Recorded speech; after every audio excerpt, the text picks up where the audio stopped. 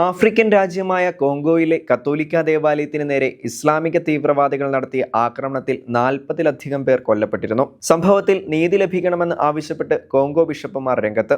July 26-നും 27-നും ഇടയിലാണ് ഇസ്ലാമിക സ്റ്റേറ്റുമായി ബന്ധമുള്ള ADF അഥവാ അലൈഡ് ഡെമോക്രാറ്റിക് ഫോഴ്സ് എന്നറിയപ്പെടുന്ന ഒരു ഗ്രൂപ്പിലെ അക്രമികൾ കത്തോലിക്ക വിശ്വാസികളെ ക്രൂരമായി കൊലപ്പെടുത്തിയത്. ബുനിയ രൂപതയിലെ ബ്ലെസ്ഡ് അനുവാരിറ്റ് ഇടവകയിലേക്ക് അതിക്രമിച്ച് കയറിയ അക്രമികൾ നരഹത്യ നടത്തുകയായിരുന്നു. യൂക്കറിസ്റ്റിക് ക്രോസ്ഡ് എന്നറിയപ്പെടുന്ന കത്തോലിക്ക യുവജന പ്രസ്ഥാനത്തിന്റെ 25-ാം വാർഷികത്തോടനുബന്ധിച്ച് നടന്ന ജാഗരണ പ്രാർത്ഥനാ മധ്യേയാണ് ആക്രമണമുണ്ടായത്. പ്രാർത്ഥനയിൽ പങ്കെടുക്കുകയായിരുന്ന 37 യുവജനങ്ങളും കുട്ടികളും ഉൾപ്പെടെ 43 പേരാണ് ആക്രമണത്തിൽ ക്രൂരമായി കൊല്ലപ്പെട്ടത്.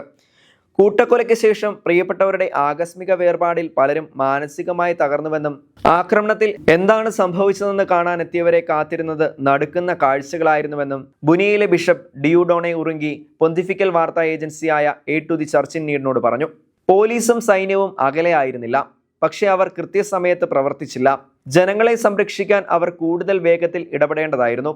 ഇതുവരെയും ആരെയും അറസ്റ്റ് ചെയ്തിട്ടില്ല എന്നത് അത്യന്തം പ്രതിഷേധാർഹമാണെന്നും അദ്ദേഹം പറഞ്ഞു.